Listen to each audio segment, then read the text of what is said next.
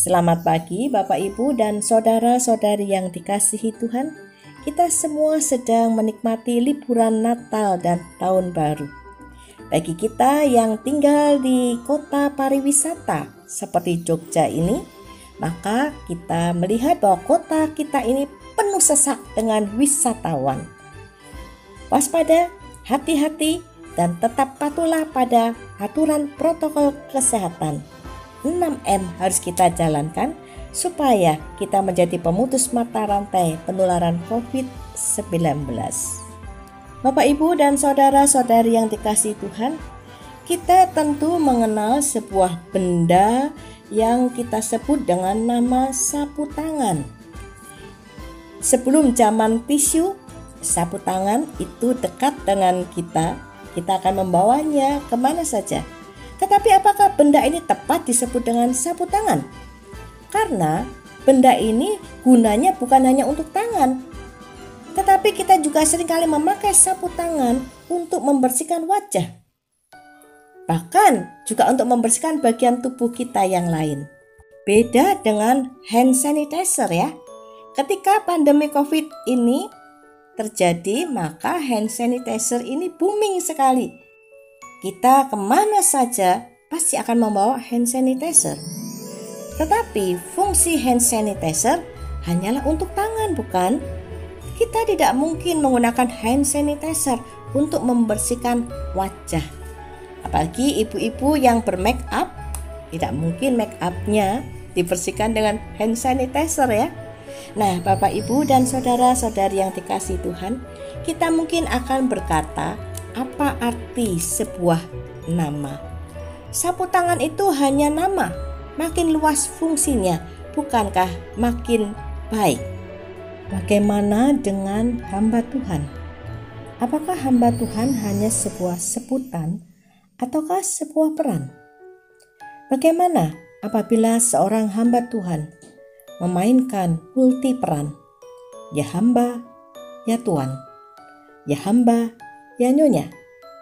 Ketika Maria memutuskan memberi diri sebagai hamba Tuhan, Maria tidak hadir sebagai seorang yang multi peran.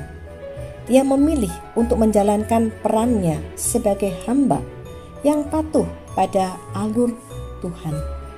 Peranan sebagai hamba Tuhan secara teori sangat indah, tetapi berat saat dilakukan.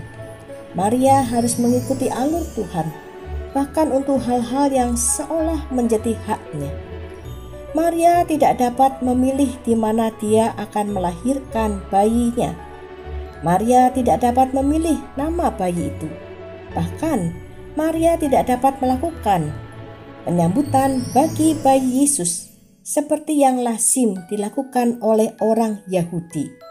Ya, bayi laki-laki Yahudi kelahirannya akan disambut oleh pemusik lokal yang akan bermain musik dan bernyanyi untuk bayi tersebut.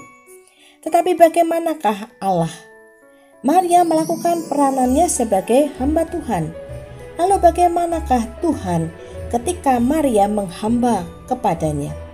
Salah satu yang dilakukan oleh Tuhan adalah menghadirkan bala tentara sorgawi sebagai pengganti pemusik lokal untuk menyambut kelahiran bayi Yesus, sehingga bayi Yesus juga mendapatkan perlakuan yang sama seperti yang dialami oleh bayi-bayi laki-laki Yahudi yang lain. Ketika mengabdi sebagai hamba Tuhan, Maria menemukan begitu banyak perkara yang Tuhan kerjakan di dalam kehidupannya. Karena itu, Lukas pasal 2 ayat 19 berkata, tetapi Maria menyimpan segala perkara itu di dalam hatinya dan merenungkannya. Maria tidak salah mengambil peran sebagai hamba Tuhan, karena di sanalah dia belajar banyak mengenali Tuhan yang dia sembah, mengenali Tuhan kepada siapa dia menghamba. Melalui Maria, kita belajar apapun profesi kita, peranan kita yang sesungguhnya adalah hamba Tuhan, mengabdi kepada Tuhan dan mengikuti alur Tuhan di dalam kehidupan kita. Dan sama seperti Maria, maka kita juga akan menemukan saat kita menghamba kepada Tuhan, maka Tuhan akan melakukan bagiannya di dalam kehidupan kita. Tuhan beserta kita. Amin.